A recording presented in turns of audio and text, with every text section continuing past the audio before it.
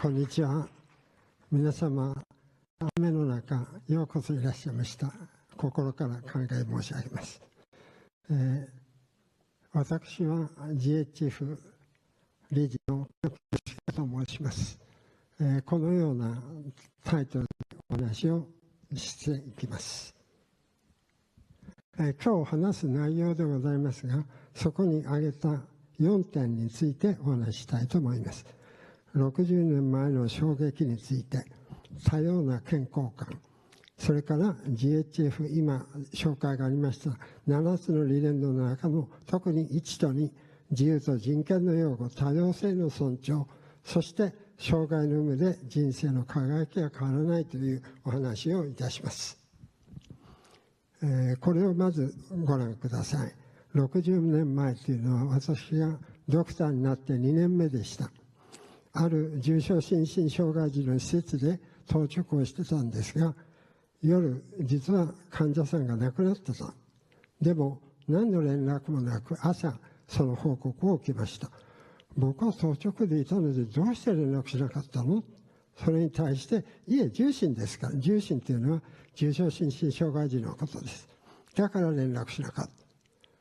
人が死ぬのに当直にも連絡しないとは何事か。本当にすごい衝撃を受けました。で、同じ年です。小児科の外来に一人の男の子が受診しました。ダウン症の患者さんでした。教授のお話はですね、病名はダウン症です。寿命が短いし、治療法もないし、せいぜい可愛がって育てなさい。もうすることないから大学に来なくていいですよ。門前払いですね。これにも本当にショックを受けました。皆さんどう思われますか？これが60年前の日本および世界の医療の常識だったんです。この衝撃的なことがですね、私が遺伝医療、障害者医療を行うきっかけになりました。そこでまず健康についてお話をします。健康といえば WHO の定義がございます。健康とは単に病気でないというだけではなく、身体的、精神的及び社会的にも完全にいい状態、ウェルビーイングである。この病気でないというところに注意をしていただきたいと思います。1000点以上遺伝病というのは生まれた時から病気があるわけです。ということは、この健康の定義ではですね、彼らには健康がないことになります。それは非常に困ったことです。そこで私は1981年にですね、障害者の健康というのの定義をしました。それは、障害者にとっての健康というのは、身体的、精神的、社会的にも、その人にとって一番いい状態なんだ。だから、障害があるなしは、これは容認するんだ。このように定義すればですね、障害者医療、あるいは障害者の健康管理ということもできるようになるわけです。次と、自由と人権の問題です。人権の擁護に関してはですね、一番有名なのはヒポクラテスの誓いだとか、ジュネーブ宣言などがございますが、遺伝病とか1000点以上に関して言うとですね、1999年11月に30回のユネスコ総会で採択されたヒトゲノムとジェノムに関する世界宣言というのが最も有名であります。この中にはいろいろあります。人間の尊厳とヒトゲノム、当事者の権利、ヒトゲノムに関する研究、云々とあります。しかし一番大事なのはこの2つの条文であります。すなわち第1条、ヒトゲノムは人類のすべての構成員が基本的に一体のものであること、並びにこれらの構成員の固有の尊厳及び多様性を認識することの基礎である。象徴的な意味においてヒトゲノムは人類の遺産である。ちょっと難解なので平たく言うとですね、その基本的に一体というのは、人っていうのは染色体数46本、46XX が女性、46XY が男性。これは日本人でもアメリカ人でも誰でも人間であればその状況を持っている。だから一体だということですね。それから多様性というのはですね、同じ染色体でも両親から1本ずつ染色体をもらう。それが22対あるということは、染色体の組み合わせだけでも2の23乗通りというすごいことになるわけです。しかも同じ染色体構成でもですね、遺伝子にいろんな変異がありますから、それを合わせるともう天文学的な差というか、があるわけですね。ですから、もうオンリーワンである。世界中に一人しかいないというね。だから、そういうものは遺産だ、ヘリテージだって言ったんですよね。ヘリテージっていうのは、人が手を加えたり変更してはならないというものです。ですから、今回のコロナみたいにですね、遺伝子機能獲得研究であるとか、こういうことはもうこれに違反するということです。第2条というのは、何人もその遺伝的特徴の遺憾を問わず、その尊厳と人権を尊重される権利があると書いてあります。それで遺伝的特徴というのは、要するにダウン症であるとか、重心であるとか、そういうことですね。健康であるとか。で、そういう人がそれぞれのに合った健康というものがあるし、それに対してその医療を差し控えたりですね、医療の質を変えたりするということはとても許されないというのがこれであります。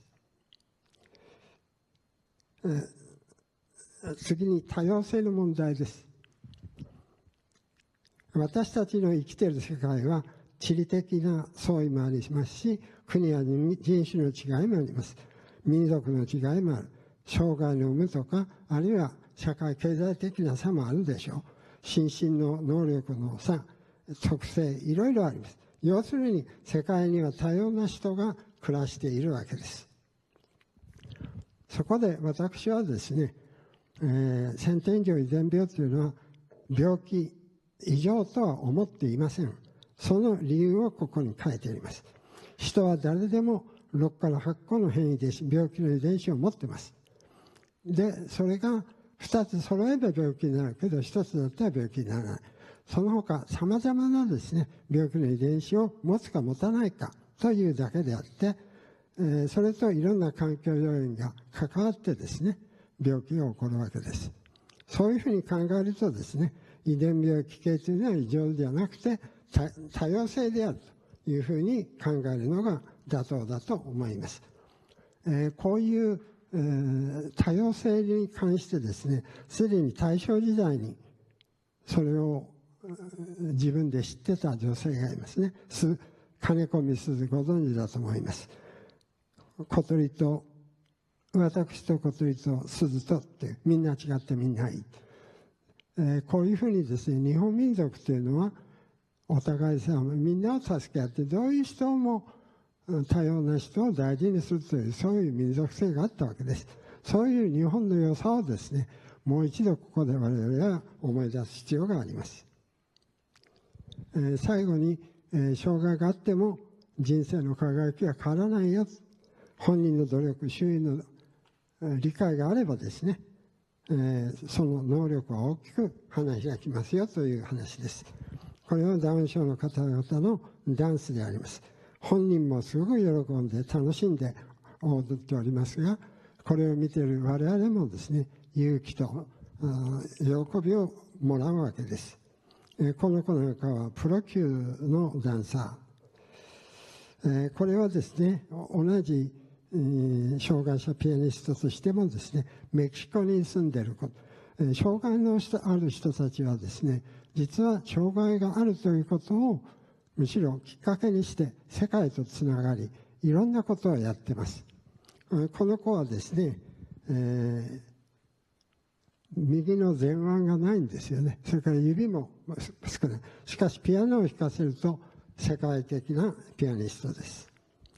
で、それと一緒に弾いてくれるのが、今日この後ビデオをお見せしますが、岩崎さんと、ゴンザレス君が、メキシコ大使館でのエピソードです。それから書を見てもですね、個性的で本当に素晴らしい書を書く。金沢章子というのは皆さんよくご存知だろうと思いますが、我々よりもですね、月収も多いぐらいちゃんと稼いでます。最後になりますが、テイクホームメッセージ。私たちの子供は私たちの未来です。その前にですね、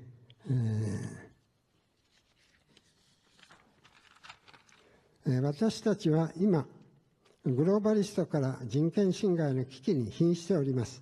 私たちの子供は私たちの未来です。メディアが決して報道しないグローバリストの不都合な真実を明らかにしていきます。すべての人の多様性を尊重し、グローバリストから守ります。すべての人が幸せに暮らせる未来を子供たちに残しましょう。障害があっても人生の輝きは不滅だし、障害者ピアニストたちはですね、すでに世界とつながってお互いに生活を豊かにしています。我々も障害者に倣ってですね、国民みんなが一緒に日本からアジア、そして世界を幸せにしていきましょう。どうもありがとうございました。それではこれから障害者のピアノの映像をお見せします。よろしくお願いします。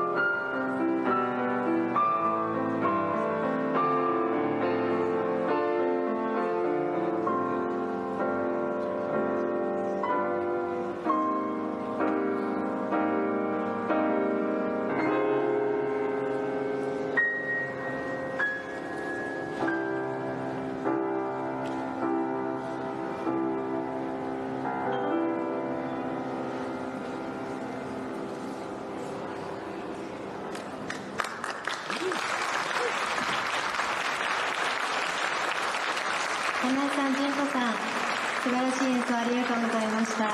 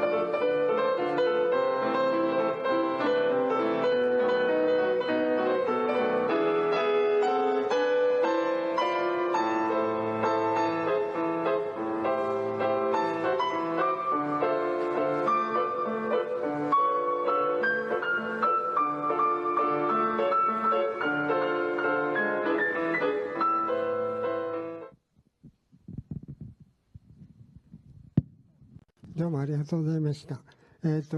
これから今演奏した岩崎さんのお母様から一言挨拶をいただきます。岩崎さん、どうぞ。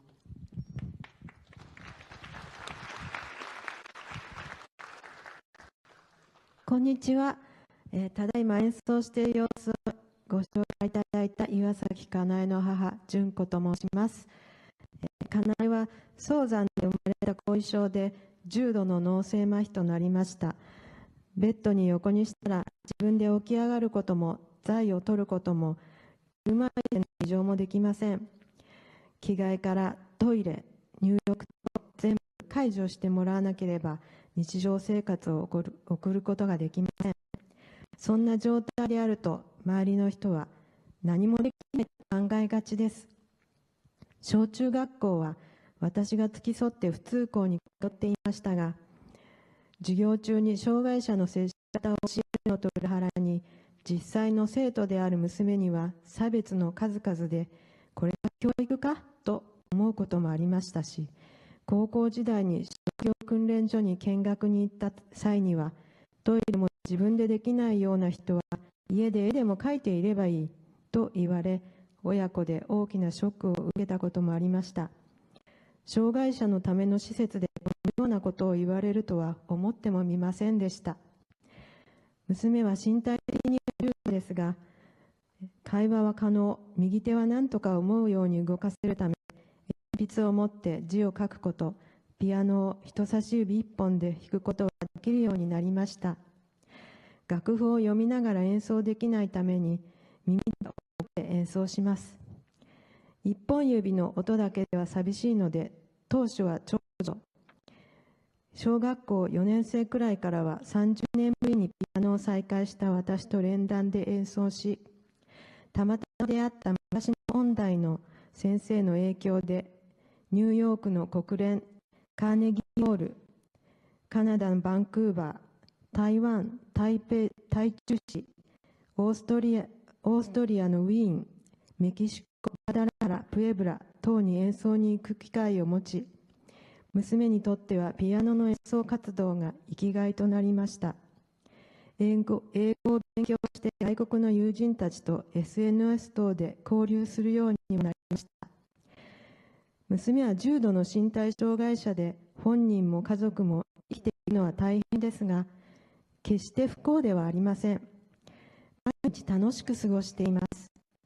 私自身も娘の介助で仕事に復帰もできず、大学時代の世界の架け橋になりたいという夢を諦めかけていましたが、娘と共に世界の架け橋になれたかなと嬉しく思っています。メキシコのフェスティバルや国連の舞台でスタンディングオベーションの大喝采を浴びたとき、音楽は障害があってもなくても国の言葉を超えて理解し合えるものだと実感しました。黒木先生もおっしゃったように、障害があっても周りの理解があれば幸せに暮らせます。今後は社会がもっと優しい社会になり、どんな人も楽しく幸せに過ごせるようになってほしいと願っています。ありがとうございました。